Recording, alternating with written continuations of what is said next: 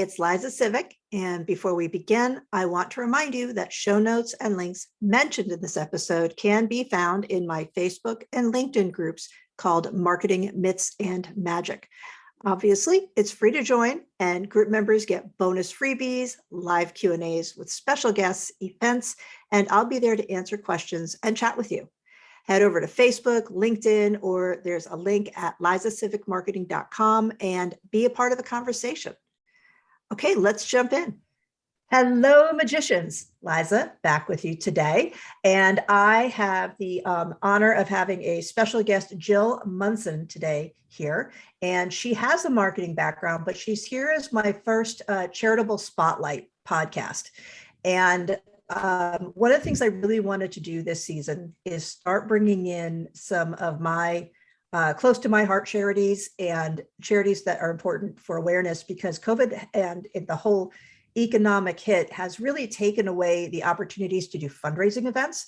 It's taken away the opportunity to donate because people are not making the income, or they're worried their income is going away. So, charities are suffering, and this is an important one. Jill is here with the American Cancer Society, and that is, something we all have been affected by somehow, whether it's personally or in our family or in close friends. I personally have lost several friends under the age of 60 and a couple in their early 60s over just a few years, and my father-in-law to cancer just recently. And it's something that's close to all our hearts, isn't it? I mean, I can't think that anyone listening has not been affected by this. So thank God I know a lot of survivors too, but this is an important charity to me. So welcome, Jill. Thank you for joining me today.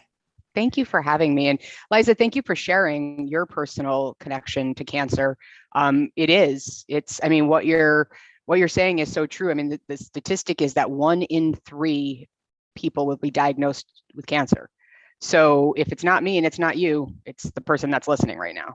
I know there's many people listening, but like that individual, and that's, and I understand that we don't, as a human, you don't want to think about the things that could be, because it feels scary and hard.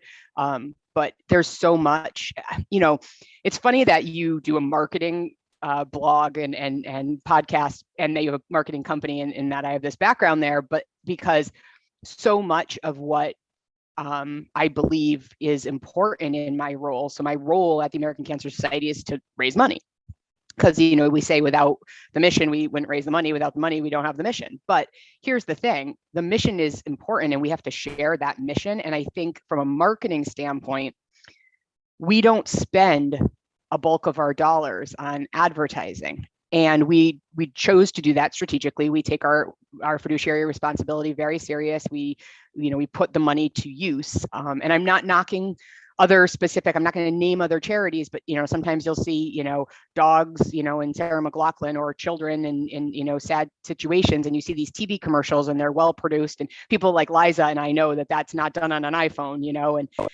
and so it's frustrating, because I don't think that people necessarily know what the American Cancer Society does, because we don't market it. So unfortunately, we find the people, and sometimes, like yourself, like you'll lose somebody, and then you'll hear and you're like, oh, I wish I had known. And you still might get involved, and hopefully you'll know for the future. So everybody always says, what do you ask, Jill? My ask is really simple.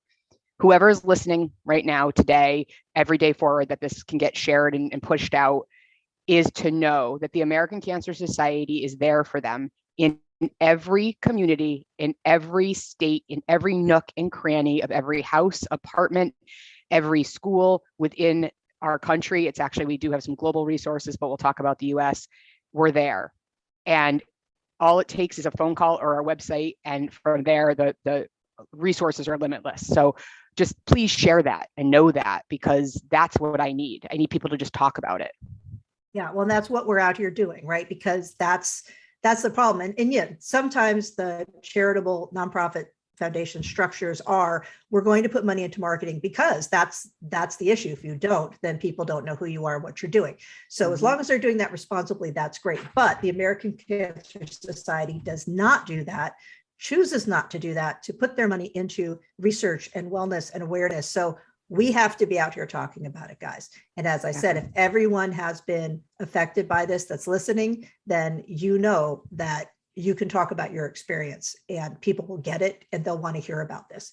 And I'll tell you, Liza, there's like a really, like you were saying, if you had like friends and stuff, and there was this resource on our website that I thought was so brilliant. It's like you go in and it's under caregivers. And so people assume when you say caregiver that it's like the husband or the wife or the kid who's it's not just the person who's like literally wiping up this stuff. You know what I mean? That is the caregiver, but within caregiver, it's all the people associated around the loved one with cancer. And so there's a section on what do you say? And I thought that's really powerful because like, so let's say it's a coworker, right? You find out your coworker has cancer. What do you say? Are you supposed to say, get well, you're going to get well, fight hard? Like, what do you, so it gives you some teachable things on how you can navigate that. And like, that's like a resource that nobody would think of, but that's the type of stuff we want to make sure people know is available to them. That is really powerful because most people don't know what to say, or they say something that feels true to them, but it may come off as a trope or a cliche to the person going through it, even if it didn't before they were going through it, but now they're going through it. Their husband or their child or their parent or their grandmother is going through it, if not themselves. And, like this is me personally, in my humble opinion, please don't say everything happens for a reason when someone's in the middle of this, because they don't feel like that right then. Or if they pass away, please at the funeral, don't say they're in a better place, because I don't care how old they are or how much they've accomplished. If you love that person, you want them here. I mean, right. Like ultimately, whatever you believe, they're wherever you believe. But like, right. I remember my mom, this is her signature, by the way, on my bracelet. I carry her with me on special days. Today was a special day. And she passed in 2009 at 55 years old. And people would say, she's not suffering and she's in a better place. And I was like, yeah, but I want her here with me. Right. Your grief is selfish. Yeah. Right. Grief is very selfish. No, I know that, but I no, I wasn't ready for that. Yeah, exactly. Another tip I give people is wait 2 weeks or wait a month and then send your friend or family member a note, just a simple note, just to let them know you're thinking of them. Because what I realized, and I lost my mom and my dad both to cancer, and this goes for any loss, it doesn't have to be just cancer, but there's this period when the whole world is focused on everything. But then like maybe a week, maybe 2 weeks, 3 weeks, it depends how significant the loss was, the world goes back to normal. And your normal is never normal again. It never will be. You've lost this part of that. So I'll send somebody a note 3 weeks after, a month after, and I'll just say, I just want you to know that I'm thinking of you. If you think that the whole world has gone back to normal, please know I understand it hasn't for you and that I'm here for you. Just because they need to hear that. So that's something, with everything with COVID and all the loss, just think about that. Other people's lives are never normal again. Right. And everybody handles that loss differently, and everybody handles what's going on when it's happening differently. I also have someone who lost their son very quickly at 18 to an aggressive form of leukemia that they had never even suffered with before. And, she could very clearly tell us, I want you around. I want you here. I want you to do things with me. I don't want to be alone. But not everybody could express that. And not everybody feels that way when their child is sick, and or anyone. So this is not just about what not to say. I mean, that's kind of like a quick cliche that we jumped into, because everyone knows that when someone says that, they mean well. You just don't feel it in the moment. And a lot of you out there are just nodding your heads along going, yes. And a lot of you are nodding your heads going, oh, I say that. And, how dare you tell me that's not right? It's not that it's wrong. It's that it's hard for the person to hear, because grief can often be a special step. Try that again. Selfish place. Yeah, that's the word. So see, and that's exactly why it's hard to talk to somebody sometimes, because when you're emotional, you can stumble over your words, just like I do on a regular, daily, unemotional basis. And they can, you don't know what to say. So sometimes you don't say anything at all. So that list also gives you something. Yep. It's great to say something, say anything. It's okay if it's wrong. You said something, but that gives you some guidelines. Now, that's exactly how you came into the American Cancer Society, which you said is your parents were lost to cancer. Pretty close together, if I remember correctly, time My mom was wise. 2009. My dad was 2018. But I've had the unfortunateness of I lost my godmother before my mom. Both of my grandparents passed from cancer. Recently, a good friend, Chris Tebow, he was in his 30s. He passed from metastasized male breast cancer. We lost one of our amazing volunteers, this gentleman, Dan Greeley. I've had an exorbitant, and I've had a lot of survivors too. My friend, who's also a marketing girl, I'll shout her out, so she'll share this. Megan Rothschild, owner of Chick Media, she battled skin cancer. My good friend John O'Brien from Rock 102, is still battling. And it's just, I didn't think I wanted this job, to be honest with you, at first, because it was outside of my comfort zone. I was a marketing girl, and that was my thing. But I realized that, having the opportunity to be involved in something where I feel like I am making a difference, is been amazing. And thank you for your heightened awareness of how COVID have affected all, nonprofits, big and small. And interestingly enough, 2020 was the year that I thought I was going to have a hard time. And I ended up getting, people were donating. And I think there was a lot of that stimulus money that was around. And then, but this past year, there was like, inflation at Christmas or holidays in general, and a lot more instability, and none of that bonus money. So 2021 ended up being a little bit harder. I'm proud to say that as the New England region, we hit our goal.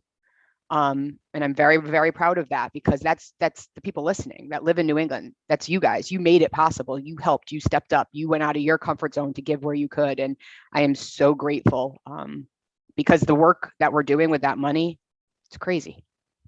It's crazy. Oh, my dog's here. He wants to talk about it. Yes. Yes, Kuma. Hi. Stop that. You are not part of this one.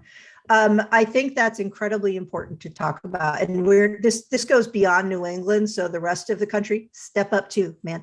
Yes. So tell me what that money does. Now, something you told me that surprised me is you have things to prevent cancer, educational resources, and information about health and wellness. And I didn't know that. So let's talk. Huge. Yeah. So I'm a big proponent of health and wellness. I think you know my story. It wasn't cancer, but in the beginning of 2020, I almost died. And when I say almost, it was literally like, I was told if I hadn't gotten into the doctor on that Friday afternoon at 4:30, that I wouldn't be there on Monday. That close. So it really woke me up. I was very overweight, and it was just, I always knew being overweight wasn't good, but I guess I didn't realize how much it affected.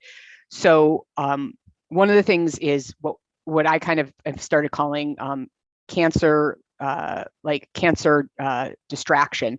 Like how do you, and not just cancer, but like all of it, diabetes, heart disease, high cholesterol, like all the things that are icky, like how do you prevent them? And yeah, I know in theory it's like, oh, exercise and food, right? Yeah, and that's true. And I'm one of those people, like I was over 300 pounds and I hate exercising, and I have Reese's peanut butter cups right here. And, so I get it. It's not that easy, but the American Cancer Society has put together a whole portion where we offer resources and quizzes, and like if you're a smoker, that's obviously not good. So we offer resources to help you to get through that, because we realize it's hard. It's a legitimate addiction, and I think that being able to do something before cancer is a problem is really powerful. We don't say it's necessarily going to stop cancer, because it might not. I mean, there's other reasons people get cancer, healthy people get cancer, but why not at least set yourself up for as much success as you can? And specific to that, I was just going to say, yeah, it's less you have to start from. You're starting closer to zero than have to also take care of the other problems. So yeah, I mean, something we all really, know that, right? Yeah. Something really, really important that I had no knowledge of before I started was if someone's listening and has a child that's a young boy or girl between 9 and 12,